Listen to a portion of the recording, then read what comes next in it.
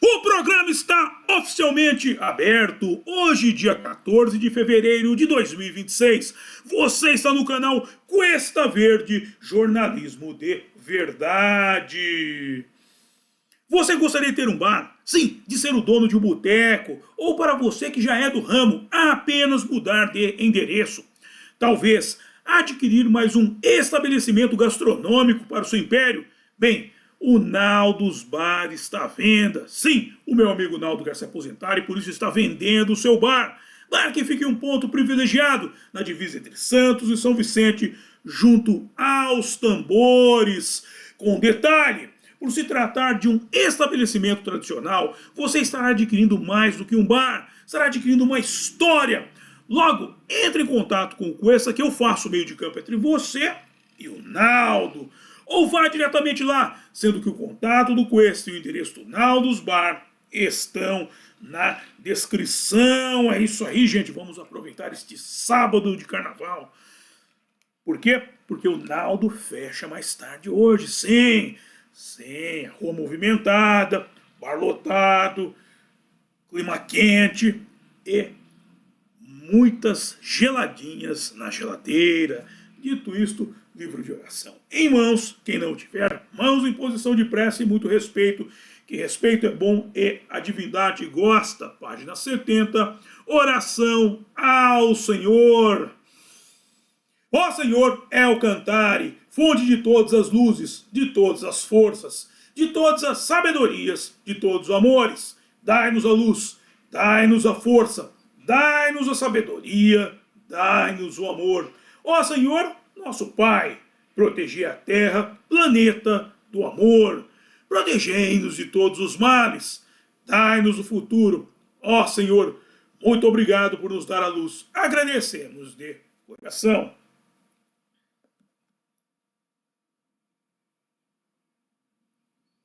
E eu peço a Nosso Senhor El Cantare que, por favor, não permita que justiça alguma ocorra durante esse programa. Muito obrigado. Ok, gente. Chegamos ao nosso tradicional programa de sábado e hoje é um programa especial porque é carnaval, sim. Ah, porra, Matheus, você não abomina carnaval? Claro que eu abomino, eu detesto carnaval. Contudo, temos que nos aproveitar da data para trabalhar com o quê? O nosso tema preferido, teoria da conspiração. No caso, hoje trataremos de algo que à época seria tido como teoria da conspiração.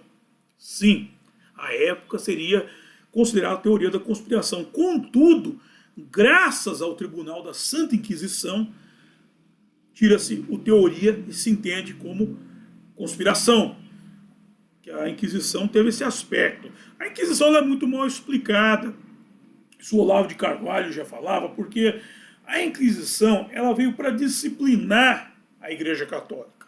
Pessoal, a história é mal contada, principalmente pelas feministas de esquerda, e a Inquisição é tida como uma caça às bruxas. Não, a Inquisição foi uma forma que a Igreja encontrou para disciplinar a coisa. E, graças a isso, há uma vasta documentação deste período da história. Olha que coisa interessante. Em que a coisa foi disciplinada. Porque antigamente o cara ia chavecar uma mulher, chegava lá, jogava aquela conversa fiada, a mulher mandava o cara ir a merda, aí ele ia lá reclamar com o padre, ah, aquela é uma bruxa. Aí eles iam lá e cuidavam com a mulher. Então, precisou disciplinar a coisa. Mas não estamos aqui para discutir a Santa Inquisição. Faremos programas em que ela será discutida em breve, mas hoje vamos tratar de um fenômeno que ocorreu. Como eu digo sempre, nós não faremos juízo de valor.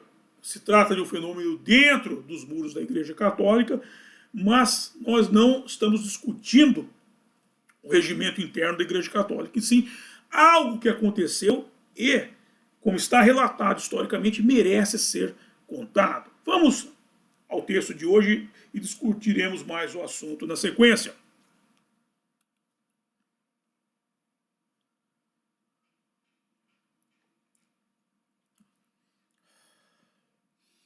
No livro Modas Proibidas, Luxos Invisíveis nos primeiros conventos venezianos, Isabella Campanol, sua autora, escreveu um capítulo alcunhado de Carnaval, máscaras, disfarces e trajes teatrais para freiras. Lembre-se que o carnaval era mais uma ocasião em que os trajes proibidos desempenhavam um papel simbólico e se tornavam uma válvula de escape psicológica para as freiras dos conventos venezianos. No mundo exterior, o carnaval era a época do ano em que as regras eram deixadas de lado e qualquer pessoa podia assumir a identidade de outra. Dentro dos conventos, também era a época em que se permitia certa liberdade e as freiras podiam se entregar a uma série de entretenimentos modestos em termos. Sendo que, durante essas semanas, em muitos mosteiros, as regras de vestimenta, geralmente já bastante flexíveis, tornavam-se ainda mais frouxas e as freiras deixavam de lado seus hábitos religiosos e se divertiam com bailes de máscaras. As autoridades eclesiásticas, reconhecendo a necessidade de algum tipo de diversão, chegaram a um acordo. Toleravam o comportamento das freiras ao mesmo tempo que tentavam estabelecer regras e diretrizes rigorosas. Embora as máscaras fossem obtorto colo, contra a vontade, permitidas dentro do mosteiro, permanecia proibido que as freiras fossem vistas com elas nas salas de estar e era essencialmente proibido em qualquer momento se vestir de homem, posto que em Deuteronômio capítulo 22, versículo 5, consta que não se deve pôr vestimenta de varão vigoroso em mulher, nem deve o varão vigoroso usar capa de mulher, porque todo aquele que faz tais coisas é detestável para Jeová, seu Deus. E olha que coisa curiosa. Esse negócio de se travestir, que ganhou o nome de travesti, o cara que se traveste de mulher, que se veste de mulher, se veste de homem, não é uma coisa moderna. Você vê que a viadagem não é de hoje, já que o Deuteronômio foi um conjunto de leis para o povo hebreu. Não é nem o povo. Ainda não existia aquela separação entre Israel, entre o povo judeu e o povo hebreu. Era do povo hebreu isso daí. Você vê que não é de hoje. A viadagem não é de hoje. Contudo, não é aceitável. Não estou falando que é aceitável. Mas que a coisa sempre foi meio torta. Foi meio torta. Tanto é na Roma antiga, por exemplo, César se dizia que era o marido de toda mulher e a esposa de todo marido. Marido de toda mulher. Você vê que o cara trepava com a mulherada e dava pra palmarada também. O cara jogava dos dois lados. O homem não tinha tempo ruim com ele, não. Em todo caso, por que isso daí não é uma coisa aceitável? Porque isso aí descamba na degradação social. Isso é fato. O cara começa com muita viadagem, a coisa começa a não dar certo aí. Você gosta de homem com homem e mulher com mulher. O Tim Maia já dizia, não vale homem com homem, nem mulher com mulher. Ainda fizeram uma música, pegaram um negócio aí, não sei o que, da internet, e trocaram.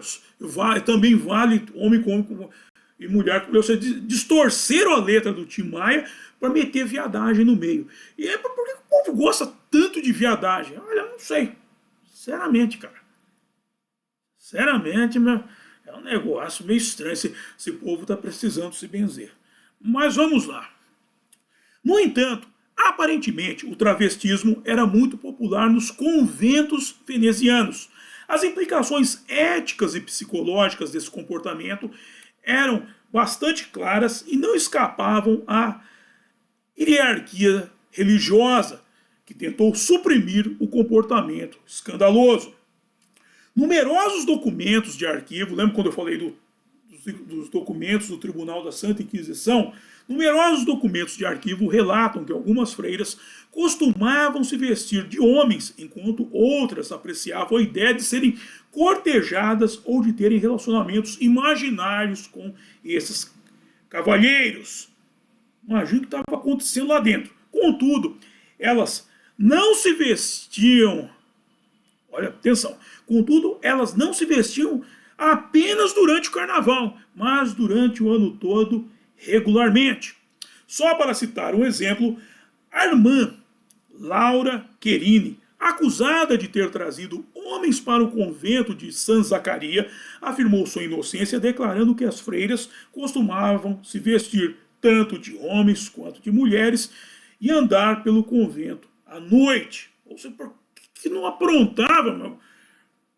Da imaginação está indo embora. E a gente tem que entender uma coisa aqui. Como eu falei, não se trata de fazer juízo de valor, mas como é um fato curioso, e algo que à época seria tido como teoria da conspiração, a gente tem que entender o que acontecia. No próprio livro, está se falando o seguinte, que era costume, à época, as famílias nobres, que tinham mais de uma filha, colocarem uma filha para casar, as filhas para casar, e uma delas enviar para o convento. Era como se fosse uma espécie de um dízimo. Mandava uma filha para ser freira, ou um filho para ser padre também. Era um costume, o ethos da época. Contudo, aqui entra uma coisa que é chamada vocação. Existe a vocação. Tem gente que nasceu para o sacerdócio e outras pessoas não. Aqui eu vou parar só para abrir aspas. Como eu já citei, eu falei disso naquela live que eu falei da questão do campo de nudismo, que o pessoal vai para o campo de nudismo e quer agir como pessoas de alto pudor, puritanos. Nós temos os puritanos do campo de nudismo, por incrível que pareça. Gente que vai para lá, tá todo mundo pelado e não olha para ninguém. Não pode ter ereção. A mulher não pode ficar excitada, úmida. Não, realmente, eles agem como puritanos. Quando o corpo humano foi feito para, assim que você vê o outro, você se excitar. Isso é o corpo humano, a excitação do corpo humano é parte do processo reprodutivo. E, agora voltando para o ponto em questão, tanto as freiras quanto os padres, eles estão com todo o seu aspecto físico funcionando plenamente. Ao menos que a pessoa seja doente, todos os aspectos reprodutivos estão funcionando e, dependendo da idade, aflorados. Contudo, nós, como eu digo sempre, nós não somos animais. Nós somos feitos à imagem e semelhança de Deus. Nós não somos animais. O ser humano pode conter um impulso reprodutivo, animalesco, ele pode e deve conter, como eu falo sempre, quando ele não está preparado para reproduzir. Muitos seres humanos não têm condição de reproduzir. Você vê que põe os filhos do mundo aí sem condição de criar e a criança se torna marginal. Nem todos, mas porque alguns são almas iluminadas que conseguem ainda se virar nesse meio, esse meio nocivo, realmente nocivo onde eles nascem, e conseguem driblar os obstáculos e ter uma vida digna. Contudo, vamos voltar para a questão da missão. Muitas dessas moças não tinham a vocação para se tornarem freiras, ou seja, elas não trava a paixão, isso é uma coisa que é de paixão, é como uma febre, patos, febre vem de patos, de paixão, é uma coisa febril até, envolve um pouco de febre, envolve um pouco de tesão, envolve um tesão missional, digamos assim. E essas moças elas não tinham essa condição de abrir mão dos desejos, da questão libidinosa, em função da questão missionária, da questão religiosa, de viver apenas para cumprir os ditames divinos. Elas não tinham essa condição. E aí o que acontece? Isso começa a florar. E aí a hierarquia religiosa viu que realmente não dava para conter essa mulherada, não dava para conter, e o que ela falou? Vamos permitir algumas coisas. Umas brincadeiras dentro do convento. Vamos permitir? Vamos. O que elas podem fazer? Aí aquela coisa, você permite uma certa liberdade, um certo mal para garantir o bem maior. É aquilo que eu digo sempre, é a história da mulher que permite que o marido tenha uma amante para preservar o casamento. Em vez de partir para a poligamia, que aí sim você vê que as sociedades poligâmicas funcionaram plenamente, por isso elas foram combatidas, porque elas funcionavam. Em vez de permitir a poligamia, o homem ter várias, não, se permite que o adultério, que é condenado, engraçado que é condenado na Bíblia, acaba sendo permitido para manter um casamento, uma família. Quando você tem uma família gigante, sempre foi a grande solução do problema. Aí vem alguém falar, não, mas é hipocrisia, não é hipocrisia nenhuma. Isso que é um desenvolvimento errado da sociedade. Por isso que eu falo sempre, o tecido social aí, ele tem que ser refeito. A trama do tecido social ela tem que ser não reparada, ela tem que ser rasgada de vez e reconstruída de forma que as pessoas possam viver a poligamia. O homem pode ter várias mulheres, porque a mulher nada sabe disso. Mulher, claro, como eu falei, tem a questão sexual. Claro, quando não é uma mulher fogosa, tudo tem mulher também que tem um fogo aí que nem o pelotão inteiro do corpo de bombeiros consegue apagar. Mangueira dos caras não aguenta o fogo da mulher. Tem mulher que é assim. Mas uma mulher que não é fogosa, tudo, ela tem a sua relação sexual, passa vontade, ela tranquiliza. E ela não quer mais, durante um período.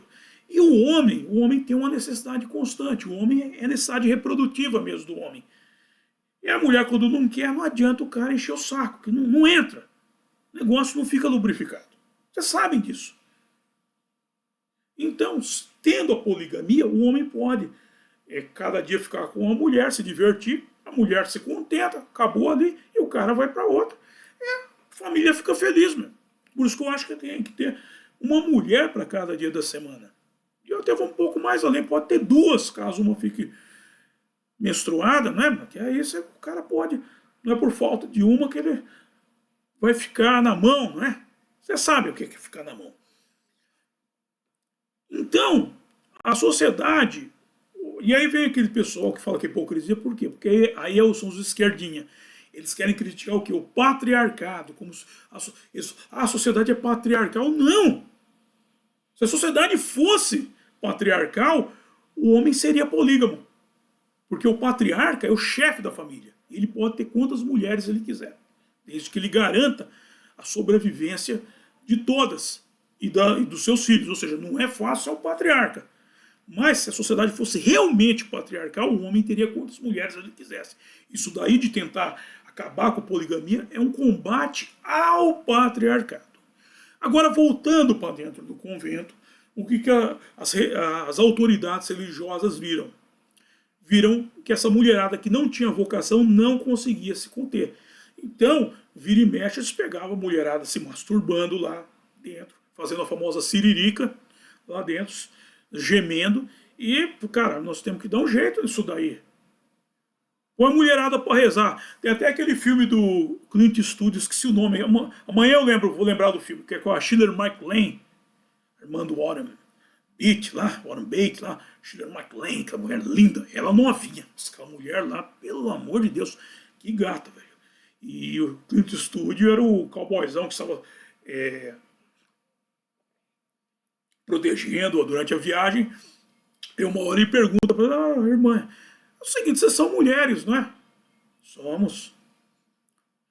E aí, cara, quando vocês ficam com vontade? Ela fala, nós rezamos. Aí ele fala, eu acho que você devia rezar muito. Sim, rezava muito. Tem uma cena que vai ajudá-la a subir, que ele enfia a mão na bunda dela, e ele fica meio constrangido e fala, não, sei que você enfiou a mão na minha bunda, mas não fique constrangido, foi uma necessidade de momento. Então, há a necessidade momentânea, gente. E aí a liderança religiosa viu isso e falou, o que a gente faz? Vamos permitir uma certa liberdade dentro do convento. Para quê? Para conter isso daí, porque o negócio começou a descambar também lá dentro. Só que a partir do momento que você a partir do momento que perdeu o lacre, não tem mais volta.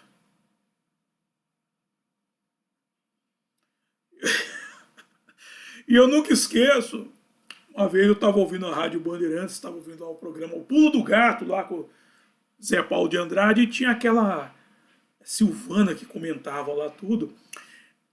E a época, ó, ela estava falando negócio de selo, que eles estavam querendo tirar o selo das cartas. E aí o Zé Paulo falou: você vai tirar o selo com aquela Fátima Gu lá, que tinha uma novela que chama Fátima Gu, uma dessas novelas turcas lá, de uma mulher lá que era estuprada pelos 300 caras. E aí falou: ela é uma que pode, o negócio de perder o selo é com a Fátima Gu. E aí a outra da Silvana lá não gostou muito, né? Achou um excesso de machismo do cara, mas a mulher perdeu o selo, fazer o quê? Então é aquilo lá, depois que perdeu o selo, cara, não adianta tentar colar de novo, que não dá certo, ok? E dito isso, eu encerro o programa de hoje. Vamos para a hora de passar o chapéu, que é a hora que eu mais gosto, é a hora que eu mais gosto, que vocês mais gostam também, que é a hora que eu ganho uma graninha, então o pessoal está horrorizado, a mulherada, mas, gente, é programa de carnaval, cara. E carnaval é um período em que os trajes proibidos e os debates proibidos também são permitidos. Especialmente aqui no Quest. Ah, gente, que é isso? Que é isso? Bem, vamos para a hora de passar o chapéu, que é a hora que eu mais gosto, que vocês mais gostam também, que é a hora em que eu ganho uma graninha. Bem, você que está contente, aí está animadão pro carnaval, graças ao programa de hoje do Quest. Aqui, ó. Ó, a gente não vai mexer com freira, hein, cara. Isso aqui foi um negócio que aconteceu na Veneza Antiga. Eu não sei hoje como é que funciona os conventos, não olha. Então nós estamos só comentando um fato. Não vai, o cara vai ver a irmã, a freira aí na rua, aí vai chegar. Que tem umas freiras que são umas gatonas, hein, velho? Ô, mas deixa a mulherada, deixa essa mulherada em paz aí. Não vai mexer com freira que o negócio pode engrossar pro seu lado, hein, velho? É. Viu que eu falo que é mulher vestida de homem. E pode ter uns padres vestidos de freira, hein? Aí você acha os padres meio andrógeno, assim, você acha uma gatona. É a irmã. E aí você vai ver o grosso pro seu lado. Dito isso, livro de oração em mãos. Livro de oração em mãos. O negócio tá brabo hoje. A Máquina da Verdade. Nesse livro, menino veste azul e menina veste rosa. Aqui não tem nada de convento veneziano aqui não. A gente pode dar pra molecada, que a molecada vai gostar. E para quem quer se animar para hoje à noite, o cara já tá pensando, pô, eu vestido de padre, minha mulher de freira, ou inverter, que tem uns caras que são meio paranoicos, o cara tá louco para se vestir de mulher. Tem uns caras que tem umas taras para se vestir de mulher, e umas mulheres também que querem se vestir de padre, fazer um negócio chama inversão aí. Olha, eu não quero nem saber o que vocês vão aprontar hoje, mas se quiser se inspirar, pegar uma inspiração diferente, ao meu romance A Saga de Kid Chester, sim. Esse é um híbrido, mas um híbrido com um viés libertinoso, já que trata a história de um anão que é ator pornô. Por incrível que pareça, o sonho desse anão era ser padre. Leia o livro, você saberá. Na sequência tem o link do curso Fundamentos do Exorcismo, e aí vamos para a arrecadação de fundos por via direta, ao link do Apoia-se do meu blog, O Mochileiro Místico, o Pix, para você já fazer sua doação de carnaval, e o PayPal para os nossos seguidores do estrangeiro. E aí tem o link da Boutique do Cuesta para você comprar sua beca de conservador e coisa e tal. E o link de Com Letras de Mateus, o meu álbum de rock, em parceria com o meu amigo Renato Pop. Você que abomina essa desgraça de samba enredo, marchinha, essa dor de barriga aí. Um rock and roll de minha autoria. E aí tem o contato do Cuesta, para você mandar suas dúvidas, sugestões de pauta, pedir o contato do Naldo e coisa e tal.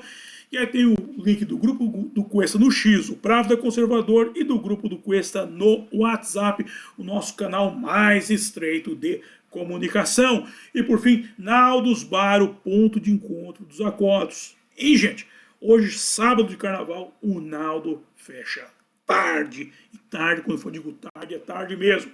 O galo tá cantando e nós estamos bebendo. Próximo evento. Atenção, Denilson, atenção, Denilson, atenção, Denilson. Próximo evento. Carnaval de 2026, freiras fornicadoras, enquanto copulavam conosco?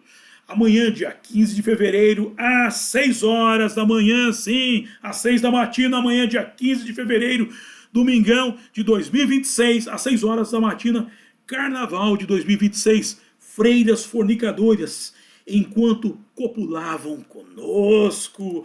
Dito isso, quero agradecer a todos vocês que me acompanharam e até a próxima. Bye!